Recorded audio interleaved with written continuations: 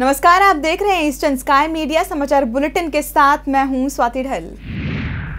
ढाका के रास्ते कोलकाता से अगरतला के बीच सीधी बस सेवा का ट्रायल रन 1 जून से शुरू हो गया है।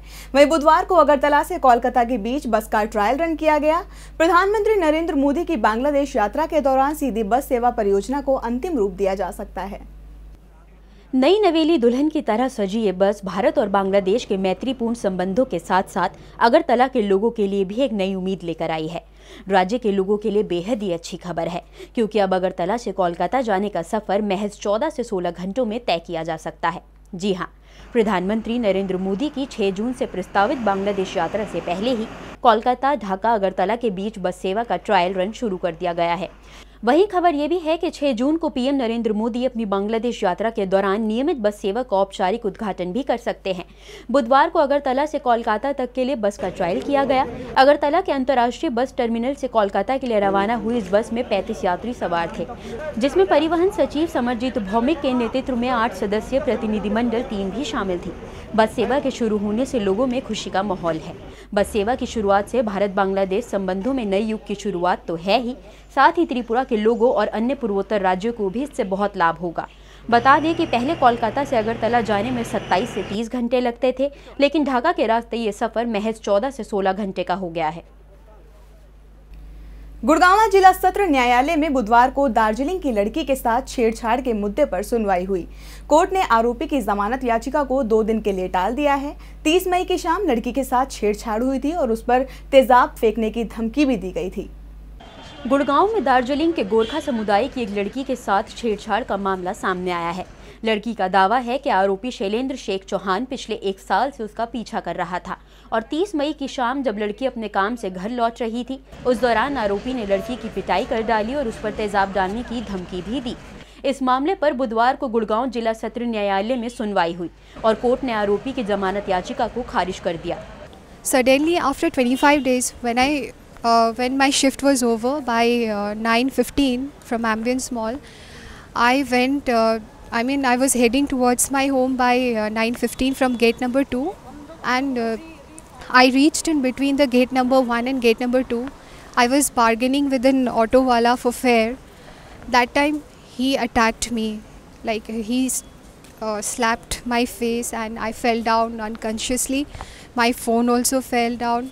I asked for help. I cried, but there were no one. But luckily one girl, she came out from her car and she helped me that day.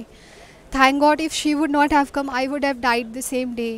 I ran away, but he came after me, again catched me and slapped me, and he threatened me that he'll spoil my face. So I really feel insecure because I don't know, he has come here for bail and they have applied for bail.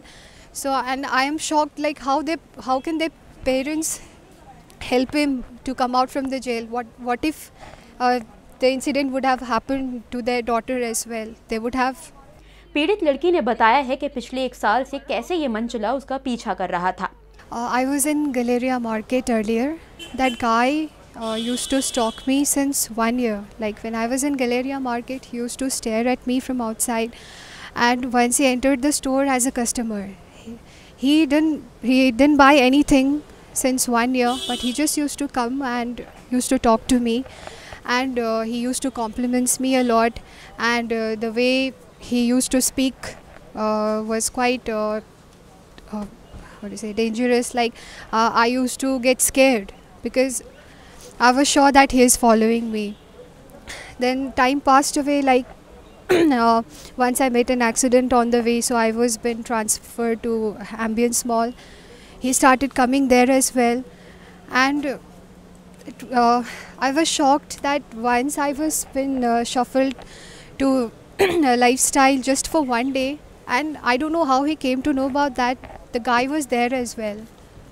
He used to come wherever I used to be. ये कोई पहली बार नहीं था जब शैलेंद्र ने लड़की को परेशान किया हो। इससे पहले भी इसने लड़की के ऑफिस में जाकर हंगामा मचाया था, लेकिन तब शैलेंद्र ने माफी मांगते हुए ये वादा भी किया था कि वो दोबारा ऐसी हरकत नहीं करेगा। One day I interrupted in a good manner by saying, "Sir, why do you come wherever I am?" Then that day he answered me in a very aggressive way. He abused me the same day, and that day somehow my store manager and my colleagues, they sorted out, and he went away. And the very next day my company senior tried to have conversation with him. They just asked that whether he have any problem or any issue with the store staff or not. That day he apologized. We too have recording as well. He apologized for what he have done. Then he said that he won't come again to the store. And then I was relaxed, like he stopped coming. Then I was happy. Office के उस हादसे के बाद से ही लड़की को यह अंदाजा हो गया था कि शैलेंद्र उसकी जासूसी कर रहा था। We were having arguments in the store. He in an anger told me, go and ask your mother, go and ask your elder sister, and in that way that was clear that he was following me. And how come he know about my parents? How did he know about where I stay? He mentioned the same day. So in that way we come to know he was spying for sure. पीड़िता ने police पर आरोप लगाते हुए कहा है कि police की दखल अंदाजी की वजह से उसने एफआईआर में कुछ तथ्यों को नहीं लिखवाया था, जिसमें ये बात भी शामिल थी कि आरोपी पिछले 1 साल से उसका पीछा कर रहा था। I'm very disappointed that the authorities are not taking it seriously. The same day I went to police station to file FIR, but they were reluctant to file the FIR the same day, and I was told to write about the incident that happened that day. I just wrote about the incident, but I didn't mention the thing. The person was stalking me since 1 year. I didn't mention that point. I just wrote the incident as per the direction given by instructions given by the police. But now they are saying that the FIR is weak. But I have been mentioning about the stalking, but no one is taking it seriously.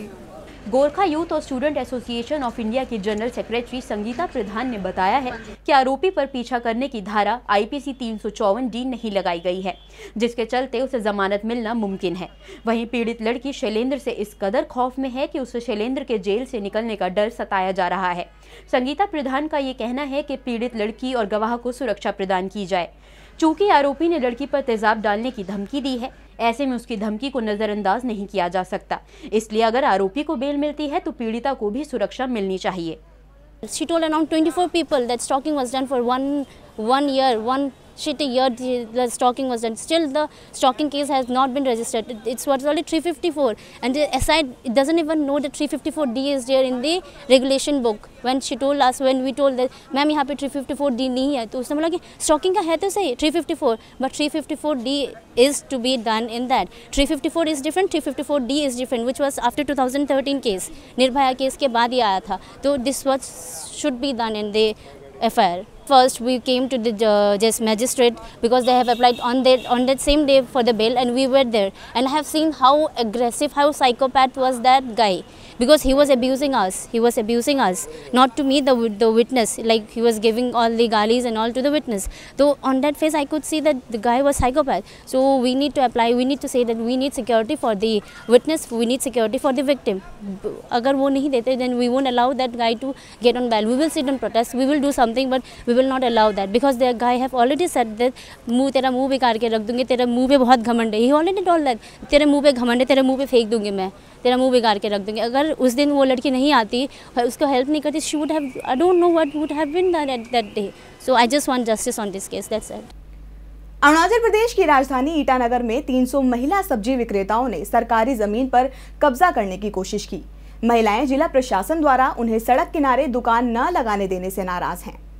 Itanagar में सोमवार को 300 महिला सब्जी विक्रेताओं ने Tinali bank के लिए बन रही पार्किंग में धावा बोल दिया।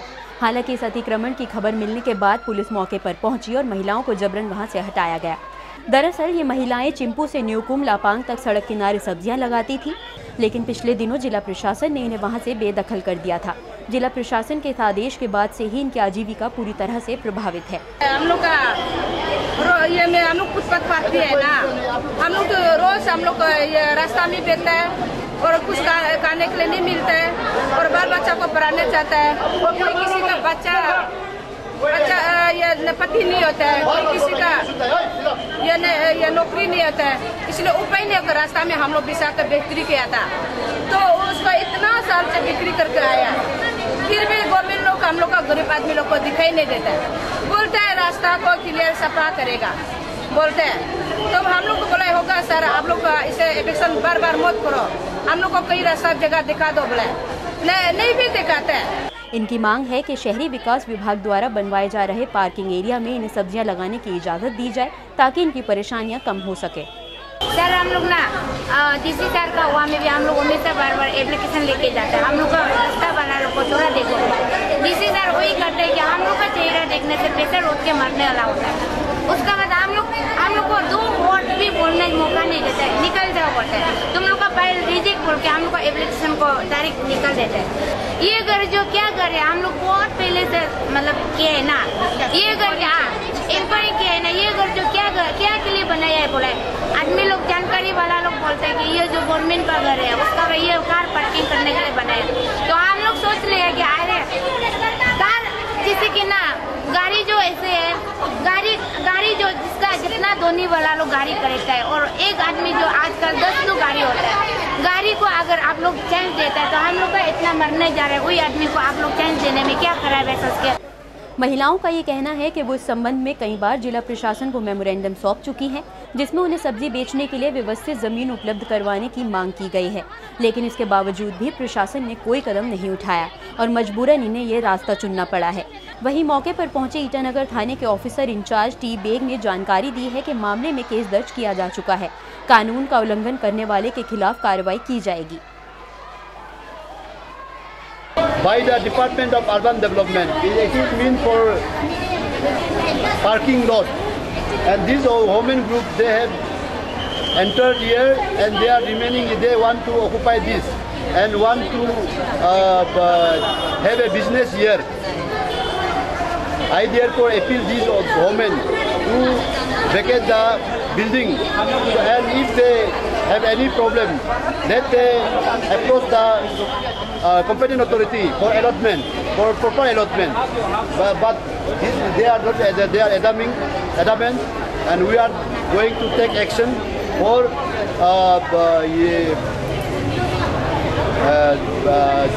criminal house trespass and criminal trespass. For also damaging these gates, were temporary gates. प्रधानमंत्री नरेंद्र मोदी 6 जून को बांग्लादेश की 2 दिवसीय यात्रा पर जाएंगे। पीएम के आगामी दौरे पर असम के मुख्यमंत्री तरुण गोगोई ने उनसे बांग्लादेश के साथ घुसपैठ के मुद्दे पर चर्चा करने का अनुरोध किया है।